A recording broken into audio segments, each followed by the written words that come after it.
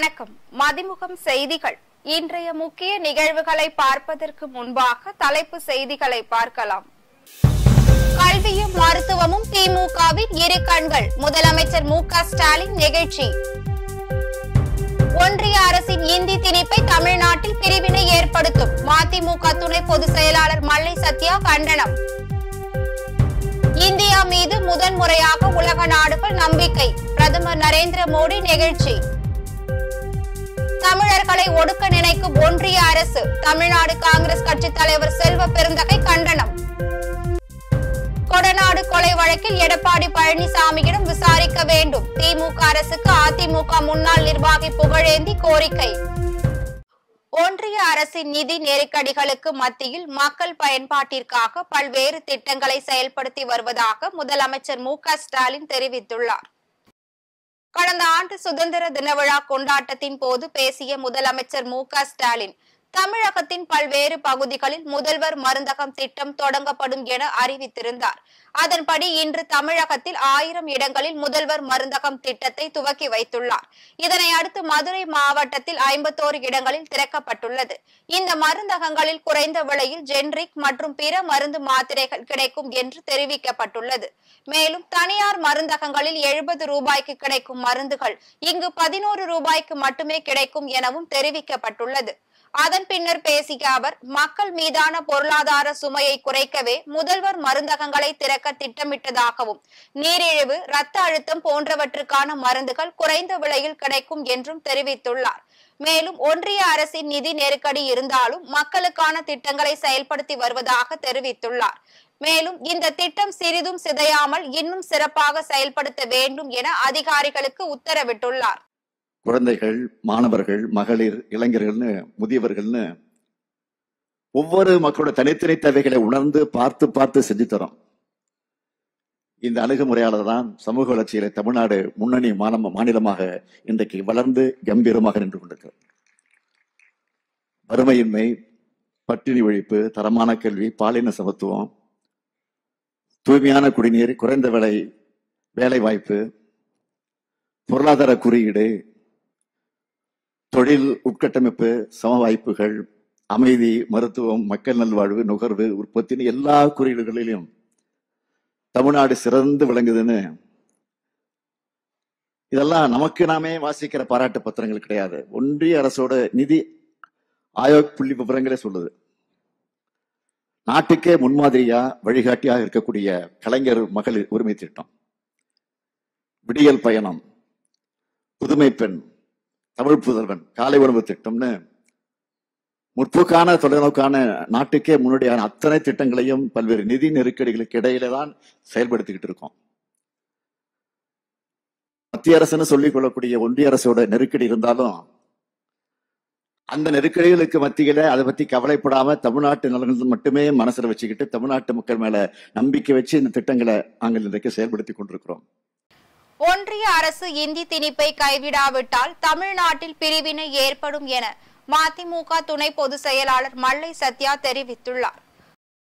கொடைக்கானலில் global world record சார்பாக திருவள்ளுவர் நூல் வெளியீட்டு விழா மற்றும் கராத்தே தற்காப்பு கலையில் சிறந்து விளங்கி வரும் ஹன்சி சோனி பிள்ளை மற்றும் அனிதா பிள்ளை ஆகிய இருவரையும் கௌரவிக்கும் விழா நடைபெற்றது. இதில் சிறப்பு அழைப்பாளராக கலந்து கொண்ட மதிமுக துணை பொதுச் செயலாளர் மல்லை சத்யா பங்கேற்று நூல்களை வெளியிட்டார். அதன் பின்னர் செய்தியாளர்களிடம் பேசிய அவர், மும்மொழி கொள்கை என்பது ஏற்க முடியாதது என்றும், ஒற்றை மொழி என்று இந்தியை திணிக்க கூடாது என்றும், அப்படி இந்தியை திணிக்க முயற்சி செய்தால் நாட்டில் பிரிவினை ஏற்படும் என காட்டமாக தெரிவித்தார்.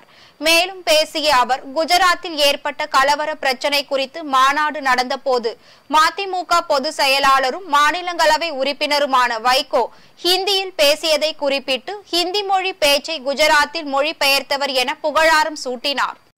மொழிப்போரை விட மோசமான விளைவுகளாக இப்போ இருக்கும். அந்த காலகட்டத்தில் நாட்டு பிரிவினை தான், வேற வழி இல்லை. ஏன்னா என்னுடைய மொழியை அழிப்பதன் மூலமாக, என்னுடைய அன்னை மொழியை, தாய்மொழியை அழிப்பதன் மூலமாக இன்னொரு மொழி எங்களை ஆட்சி செய்ய விரும்புமையானால் அதை ஏற்க மறுத்து தமிழர்கள் இளந்தமிழர்கள் வீதிக்கு வருவார்கள்.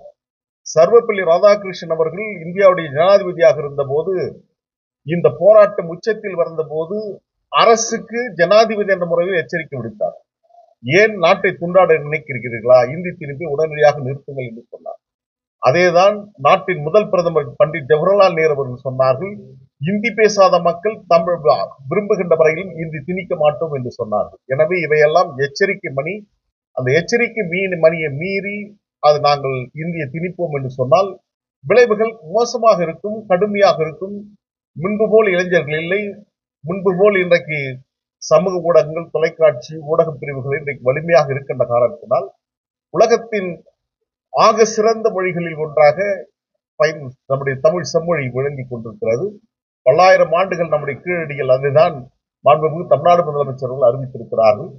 எனவே ஒரு பழமையான மொழியை அழிப்பதற்கு ஒருபோதும் தமிழர்கள் விரும்ப மாட்டார்கள்.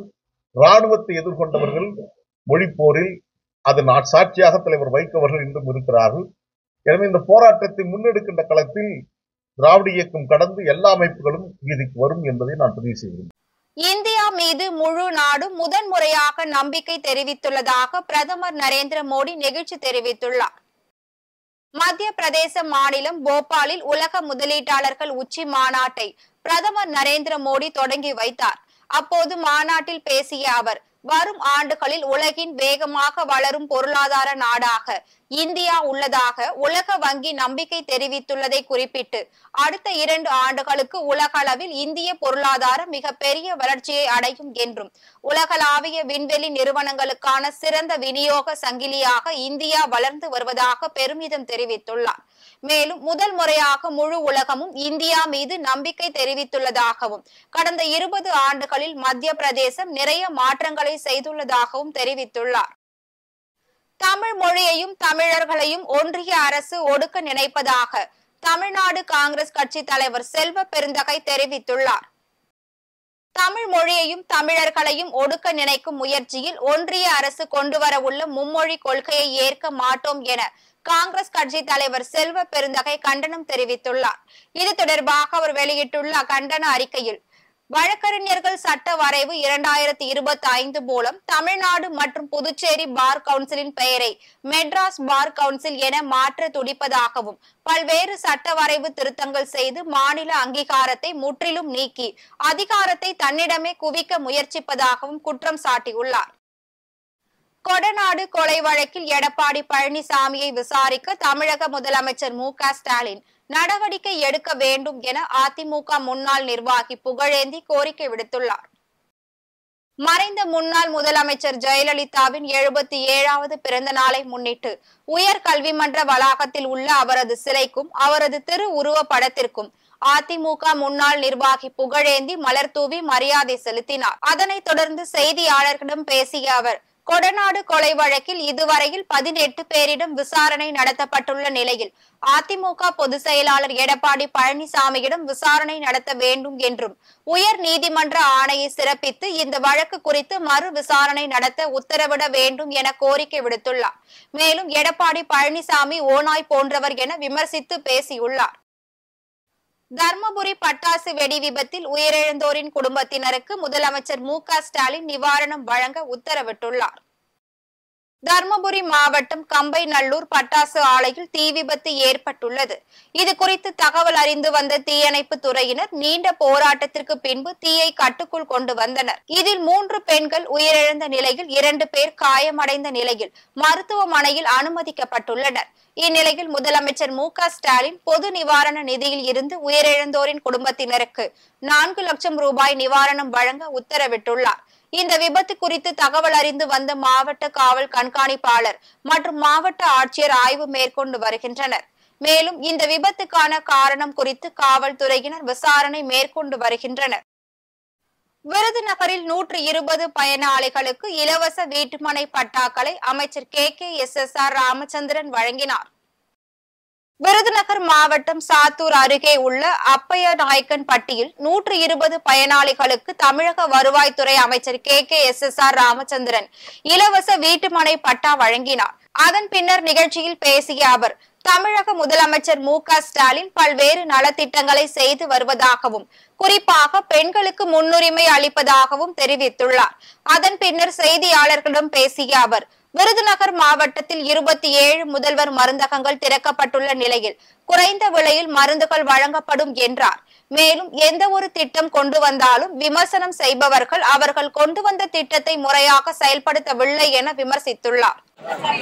மொத்தம் 27 கடைகள் ஆரம்பிக்கப்பட்டிருக்கிறது.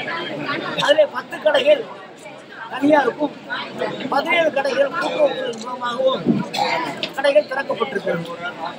இந்த கடைகள் திறந்தவங்களுடைய ஒரு சித்தாந்தம் என்னன்னு கேட்டால், சுகர் இல்லாத மனிதனே இல்லை, சுகர் இல்லாத ஒரு ஆளே இல்லை. கடைக்கு டீ கடைக்கு போன உடனே அவன் கேட்குற கேள்வியே பார்த்தீங்கன்னா, உங்களுக்கு வந்து சக்கரை போடவா வேண்டாமான்னு கேட்குறாங்க. அதாவது சுகர் இல்லாத ஆளே இல்லை. அதே மாதிரி பிரஷர் இல்லாத ஆளே இல்லை. இவங்களுக்கெல்லாம் குறைந்த விலையில மருந்துகள் வாங்க வேண்டும்.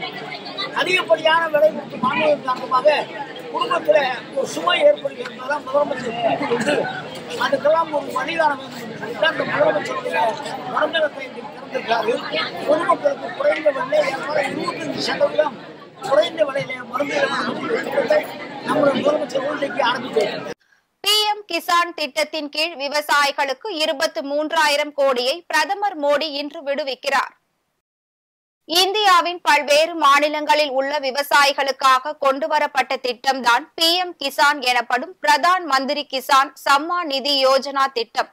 இந்த திட்டத்தின் கீழ் 19வது தவணையாக சுமார் 10 கோடி விவசாயிகளுக்கு 23,000 கோடி ரூபாயை பிரதமர் மோடி விடுவித்துள்ளார். முன்னதாக 18வது தவணை தொகை விவசாயிகளின் கணக்கில் வரவு வைக்கப்பட்டு சுமார் 4 மாதங்கள் ஆகியுள்ள நிலையில் தற்போது 19வது தவணை விடுவிக்கப்பட இருப்பதால் விவசாயிகள் மகிழ்ச்சி அடைந்துள்ளனர்.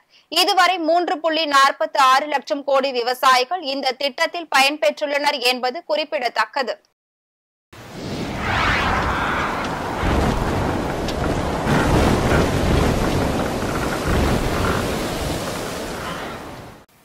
தமிழகத்தில் அடுத்த 5 நாட்களுக்கு மழைக்கு வாய்ப்புள்ளதாக சென்னை வானிலை ஆய்வு மையம் தெரிவித்துள்ளது. தமிழகத்தில் பிப்ரவரி 25ஆம் தேதி முதல் மார்ச் 1ஆம் தேதி வரை மழை பெய்ய வாய்ப்புள்ளதாக சென்னை வானிலை ஆய்வு மையம் தெரிவித்துள்ளது. இது தொடர்பாக வெளியிடப்பட்டுள்ள அறிக்கையில் தமிழகத்தின் ஓரிரு இடங்களிலும் புதுவை மற்றும் காரைக்கால் பகுதிகளிலும் லேசானது முதல் மிதமான மழை பெய்யக்கூடும் என தெரிவித்துள்ளது. மேலும் தென் தமிழக கடலோர பகுதிகளான மன்னார் வளைகுடா மற்றும் அதனை ஒட்டிய குமரிக்கடல் பகுதிகளில் சூறாவளி காற்று மணிக்கு 35 முதல் 45 கிலோமீட்டர் வேகத்திலும் இடையிடையே 55 கிலோமீட்டர் வேகத்திலும் வீசக்கூடும் என மீனவர்களுக்கு எச்சரிக்கை விடுத்துள்ளது. அதேபோல் தெற்கு அந்தமான் கடல் பகுதிகளில் சூறாவளி காற்று மணிக்கு 35 முதல் 45 கிலோமீட்டர் வேகத்திலும் இடையிடையே 55 கிலோமீட்டர் வேகத்திலும் வீசக்கூடும் என அறிவித்துள்ளது. சென்னை பாரிமுனை பூக்கடை முன்பு வாடிக்கையாளர்கள் தங்களது வாகனங்களை பார்க்கிங் செய்து பயன்பெறலாம் என தெரிவித்துள்ளனர். சென்னை பாரிமுனையில் ஆக்கிரமிப்பு செய்யப்பட்ட பார்க்கிங் பகுதியை மீட்டுக் கொடுத்த தமிழக அரசுக்கு நன்றி தெரிவித்துக் கொள்வதாக ஆண்டர்சன் வியாபாரிகள் சங்கத்தினர் தெரிவித்துள்ளனர். இது குறித்து செய்தியாளர்களிடம் பேசிய ஆண்டர்சன் வியாபாரிகள் சங்கத்தின் நிர்வாகிகள், ஒலிம்பிக் சாலை முதல் பார்க்கிங் ஸ்ட்ரீட் வரை இருசக்கர வாகனங்களை பார்க்கிங் செய்வதற்கு வழிவகை செய்து கொடுத்த தமிழக அரசுக்கு, மாநகராட்சி அதிகாரிகளுக்கும் காவல்துறைக்கும் தங்களது நன்றியை தெரிவித்துக் கொள்வதாகவும், இனிமேல் பாரிமுனை பூக்கடை முன்பு இப்பகுதியில் கடைகளுக்கு வரக்கூடிய வாடிக்கையாளர்கள் பார்க்கிங் செய்து பயன்பெறலாம் என தெரிவித்துள்ளனர். ஏற்கனவே நடந்த அனைத்து உதவி செய்த அனைத்து பொதுமக்களுக்கும், அனைத்து வியாபார பெருமக்களுக்கும் நன்றியை தெரிவித்துக் கொள்கிறோம். அடுத்தபடியாக நாங்கள் வியாபாரம் செஞ்சு 3 தலைமுறையாக இன்று வியாபாரம் செய்து கொண்டிருக்கிறோம். அதன் அடிப்படையில் நீங்கள் அனைத்து உதவிகளும் செஞ்சீர்கள். அனைத்து உதவி செஞ்சவர்களுக்கு அனைவருக்கும் நன்றியை தெரிவித்துக் கொள்கிறோம். NSC போஸ் ஆலையில் இனி பார்க்கிங் வசதியை செய்து கொடுத்தமைக்கு காவல்துறை அதிகாரிகளுக்கும் கார்ப்பரேஷன் அதிகாரிகளுக்கும் நாங்கள் நன்றியை தெரிவித்துக் கொள்கிறோம். முதல்வர் மருந்தகத்தை தமிழக முதலமைச்சர் மு.க. ஸ்டாலின் துவக்கி வைத்ததை தொடர்ந்து மாவட்டத்தின் பல்வேறு பகுதிகளில் அமைச்சர்கள் மற்றும் மாவட்ட ஆட்சியர்கள் தொடங்கி வைத்தனர். ஏழை எளிய மக்கள் பயன்பெறும் வகையில் முதல்வர் மருந்தகத்தை தமிழகத்தின் 1000 இடங்களில் முதலமைச்சர் மு.க. ஸ்டாலின் காணொலி வாயிலாக திறந்து வைத்தார். அதன் பின்னர் வேலூர் மாவட்டம் சித்தூர் பேருந்து நிலையத்தில் முதல்வர் மருந்தகத்தினை தமிழக நீர்வளத்துறை அமைச்சர் துரைமுருகன் திறந்து வைத்தார். இந்த விழாவில் மாவட்ட வருவாய் அலுவலர் மாலதி, சட்டமன்ற உறுப்பினர்கள் கார்த்திகேயன், அமுலு, மேயர் சுஜாதா உள்ளிட்டோரும், கூட்டுறவுத்துறை இணை இயக்குனர் குண ஐயப்பதுரை ஆகியோர் பங்கேற்றனர். அதனைத் தொடர்ந்து பொன்னையிலும் முதல்வர் மருந்தகத்தினை அமைச்சர் துரைமுருகன் துவக்கி வைத்தார். அதன் பின்னர் நிகழ்ச்சியில் பேசிய அவர், பொன்னை சுகாதார நிலையத்தில் 5 கூடுதல் மருத்துவர்களை நியமிப்பது நடவடிக்கை மேற்கொள்ள உள்ளதாக தெரிவித்துள்ளார். அதேபோல் அரியலூர் மாவட்டத்தில் 18 முதல்வர் மருந்தகத்தின் செயல்பாட்டினை செந்துறையில் உள்ள தொடக்க வேளாண் கூட்டுறவு கடன் சங்கத்தில் போக்குவரத்து துறை அமைச்சர் சிவசங்கர் தொடங்கி வைத்தார். முதல்வர் மருந்தகங்களில் ஜெனரிக் மருந்துகள், சித்தா, யுனானி மற்றும் இந்திய மருந்துகள் என அனைத்து விதமான மருந்துகளும் 20% முதல் 90% வரை சந்தையில் குறைவான விலையிலும் கிடைக்கும் என தெரிவித்துள்ளார். இதேபோல் மயிலாடுதுறை மாவட்டம் தர்மபுரம் சாலை குமரன் நகரில் மாவட்ட ஆட்சியர் ஏ.பி. மகாபாரதி, சட்டமன்ற உறுப்பினர் நிவேதா முருகன் துவக்கி வைத்தனர். அதன் பின்னர் நிகழ்ச்சியில் பேசிய மாவட்ட ஆட்சியர் மகாபாரதி, தமிழக முதலமைச்சர் இல்லாவிட்டால் தான் இல்லை என உருக்கமாக தெரிவித்துள்ளார். கோவை தனியார் நிறுவனத்தின் பல ஆண்டுகளாக பணியாற்றி வந்த ஊழியர்களுக்கு அந்நிறுவனம் பரிசுகள் வழங்கி பெருமைப்படுத்தியுள்ளது. கோவையை தலைமையிடமாக கொண்டுள்ள கேப் டிஜி சாப்ட் சொல்யூஷன் பிரைவேட் லிமிடெட் நிறுவனம் தகவல் தொழில்நுட்ப துறையில் பல்வேறு புதுமைகளை புகுத்தி வருகின்றது. இந்நிலையில் 10 ஆண்டுகள் முதல் 20 ஆண்டுகளுக்கு மேல் பணியாற்றிய ஊழியர்களின் சேவையை போற்றும் வகையில் கோவை மதுக்கரை பகுதியில் பணியாளர்களுக்கு பாராட்டு விழா நடைபெற்றது.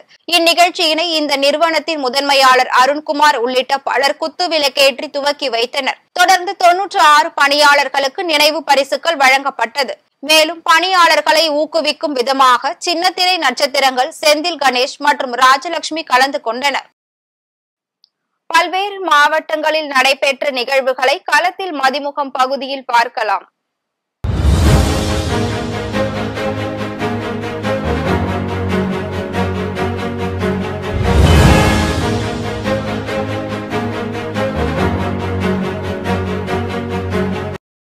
திருவாரூர் தியாகராஜர் ஆலயத்தில் மகா சிவராத்திரியை முன்னிட்டு பல்வேறு மாவட்டங்களில் இருந்து பங்கேற்ற நாட்டிய கலைஞர்களின் பரத நாட்டிய நிகழ்ச்சி நடைபெற்றது. குறிப்பாக கோயம்புத்தூர் பகுதியை சேர்ந்த ஸ்ரீ நாட்டியாலயா லக்ஷ்ணா குழுவினரின் பரதநாட்டியம் நிகழ்ச்சியும், ஈரோடு தமிழ் நாட்டிய பள்ளி மாணவ மாணவிகளின் பரதநாட்டியமும் நடைபெற்றது.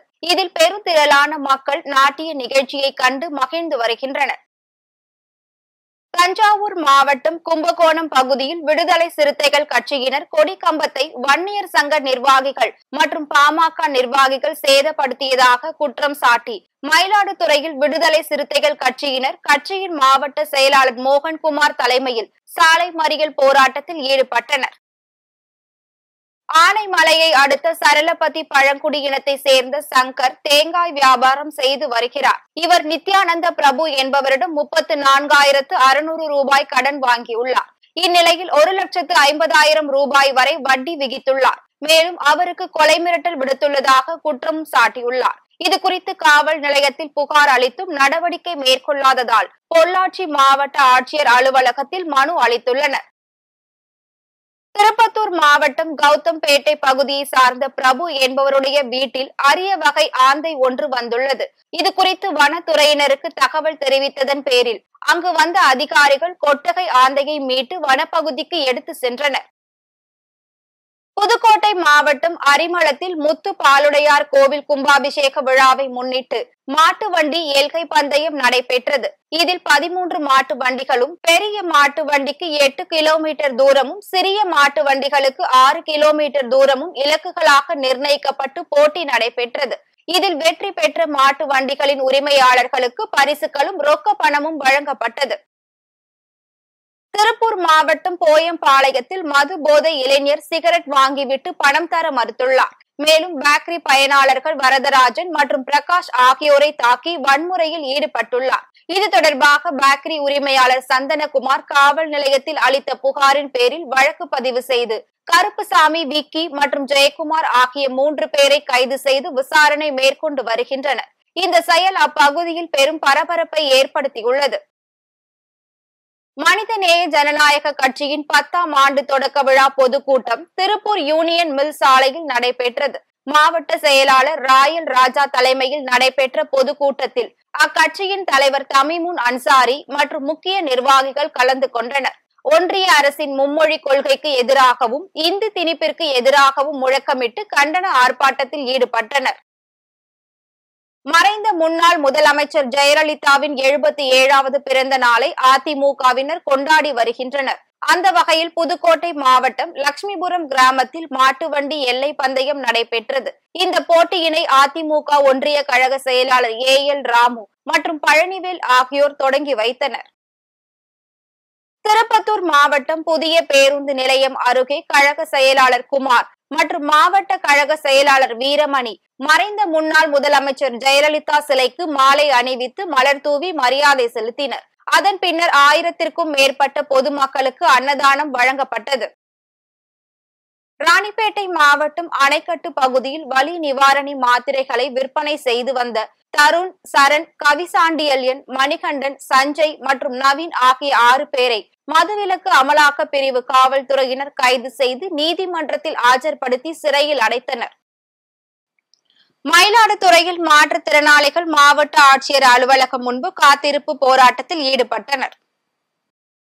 மயிலாடுதுறை மாவட்ட ஆட்சியர் அலுவலகம் முன்பு தமிழ்நாடு அனைத்து வகை மாற்றுத்திறனாளிகள் மற்றும் பாதுகாப்போர் சங்கத்தினர் மாற்றுத்திறனாளிகளுக்கு வழங்கப்பட வேண்டிய உதவித் தொகையை உடனடியாக விடுவிக்க கோரி ஏராளமான மாற்றுத்திறனாளிகள் ஆர்ப்பாட்டத்தில் ஈடுபட்டனர். மேலும் வீட்டுமனை பட்டா வழங்க கோரியும் 6 மாத காலமாக வழங்கப்படாமல் நிறுத்தம் செய்யப்பட்டுள்ள உதவித் தொகையை வழங்கிட வேண்டியும் கோரிக்கை விடுத்துள்ளனர். பின்னர் செய்தியாளர்களிடம் பேசிய மாநில செயலாளர் ஜீவா தங்களது கோரிக்கைகள் ஆட்சியர் நிறைவேற்றும் வரை போராட்டம் தொடரும் என தெரிவித்துள்ளார். மயிலாடுதுறையில் இன்னைக்கு கலெக்டர் அலுவலகம் முன்னால காத்திருப்பு போராட்டம் மாற்றுத்திறனாளிகள் நடத்தி கொண்டு இருக்கிறோம்.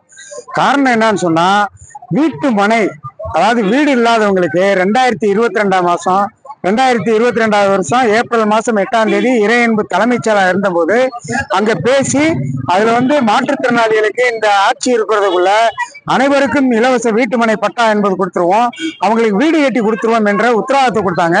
இன்னைக்கு இருக்கக்கூடிய முதலமைச்சர் ஸ்டாலின் அவர்களும் அதை சொன்ன பிற்பாடு அரசாணையும் போடப்பட்டாச்சு. இன்னைக்கு மயிலாடுதுறை மாவட்டத்துல ஒரு மாற்றுத்திறனாளி கூட இலவச வீட்டுமனை பட்டா என்பது வழங்கப்படவில்லை அப்படின்றதான். அது போக பாத்தீங்கன்னா இன்னைக்கு பாத்தீங்கன்னா உதவித்தொகை அது மாவட்டத்தில இருந்து கொடுத்துக்கிட்டு இருந்தாங்க. இப்ப மாநிலத்தில இருந்து போடுறாங்க. மாநிலத்தில இருந்து போடும்போது பல பேருக்கு நின்றுச்சு. அது என்ன காரணம்ன்றது கூட தெரியாம நின்றுச்சு. அது மட்டும் இல்ல, ஒரு கடுமையாக பாதிக்கப்பட்ட மாற்றுத்திறனாளி அவர் இங்க மயிலாடுதுறை மாவட்டத்துல உதவித்தொகை பெற்றுக்கிட்டு இருக்காரு. பக்கத்து வீட்டுக்காரங்க அவர் இறந்துட்டான்னு சொன்னதை வச்சு அதை நிறுத்தி இருக்காங்கன்னா எந்த அளவுக்கு இந்த அதிகாரிகள் இருக்கிறாங்க அப்படிங்கறதான் பார்க்க வேண்டியது இருக்கு. தமிழகத்தில் தங்கம் விலை இன்று அதிரடியாக உயர்ந்துள்ளது. இதனால் பொதுமக்கள் அச்சமடைந்துள்ளனர். சென்னையில் 22 கேரட் ஆபரண தங்கத்தின் விலை சவரனுக்கு 80 ரூபாய் அதிகரித்து 64,440 ரூபாய்க்கு விற்பனை செய்யப்படுகிறது. ஆபரண தங்கம் கிராமிற்கு 10 ரூபாய் அதிகரித்து 8,055 ரூபாய்க்கு விற்பனை செய்யப்படுகிறது. வெள்ளியின் விலை கிராமிற்கு 1 ரூபாய் அதிகரித்து 108 ரூபாய்க்கும், 1 கிலோ வெள்ளியின் விலை 1000 ரூபாய் அதிகரித்து 1,08,000 ரூபாய்க்கும் விற்பனை செய்யப்படுகிறது.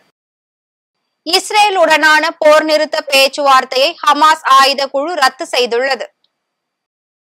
இஸ்ரேல் காசா இடையேயான போர் கடந்த ஆண்டு அக்டோபர் மாதம் முதல் நீடித்து வருகிறது. ஹமாஸ் பயங்கரவாதிகளை ஒழிப்பதற்காக காசாவை சுற்றி வளைத்து தாக்கி வரும் இஸ்ரேல் பொதுமக்கள் குடியிருப்புகளின் மீதும் அவ்வப்போது தாக்குதல் நடத்தி வருகிறது. இந்நிலையில் நேற்று உக்ரைன் மீது ஒரே நேரத்தில் 260 ட்ரோன்களை அனுப்பி ரஷ்யா தாக்குதல் நடத்தியுள்ளது. இந்த போரில் இதுவரையில் 46,000 பாலஸ்தீனியர்கள் உயிரிழந்துள்ளனர். பல லட்சத்திற்கும் மேற்பட்டோர் நாட்டை விட்டு வெளியேறி இடம்பெயர்ந்துள்ளனர். இதற்கிடையில் போர் நிறுத்த ஒப்பந்தத்திற்கு பல்வேறு நாடுகள் ஒப்புதல் அளித்திருந்தது. இந்நிலையில் பாலஸ்தீனிய கைதிகளை விடுதலை செய்யாத நிலையில் இஸ்ரேல் போர் நிறுத்த ஒப்பந்தத்தை மீறிவிட்டதாக ஹமாஸ் குற்றம் சாட்டியுள்ளது. மேலும் பாலஸ்தீனிய கைதிகளை விடுதலை செய்யாதவரை இஸ்ரேலுடன் போர் நிறுத்த பேச்சுவார்த்தையில் ஈடுபட போவதில்லை என்று ஹமாஸ் தெரிவித்துள்ளது. மீண்டும் தலைப்பு செய்திகள். கல்வியும் மருத்துவமும் திமுகவின் இரு கண்கள், முதலமைச்சர் மு.க. ஸ்டாலின் நெகிழ்ச்சி. ஒன்றிய அரசின் இந்தி திணிப்பை தமிழ்நாட்டில் பிரிவினை ஏற்படுத்தும் மதிமுக துணை பொதுச் செயலாளர் மல்லை சத்யா கண்டனம். இந்தியா மீது முதன்முறையாக உலக நாடுகள் நம்பிக்கை, பிரதமர் நரேந்திர மோடி நெகிழ்ச்சி. தமிழர்களை ஒடுக்க நினைக்கும் ஒன்றிய அரசு, தமிழ்நாடு காங்கிரஸ் கட்சி தலைவர் செல்வ பெருந்தகை கண்டனம். கொடநாடு கொலை வழக்கில் எடப்பாடி பழனிசாமியிடம் விசாரிக்க வேண்டும், திமுக அரசுக்கு அதிமுக முன்னாள் நிர்வாகி புகழேந்தி கோரிக்கை. இத்துடன் செய்திகள் நிறைவடைந்தன. மீண்டும் செய்திகள் காலை 8 மணிக்கு. மேலும் செய்திகளை தெரிந்து கொள்ள மதிமுகம் பிரைம் யூடியூப் தளத்தில் இணைந்திருங்கள்.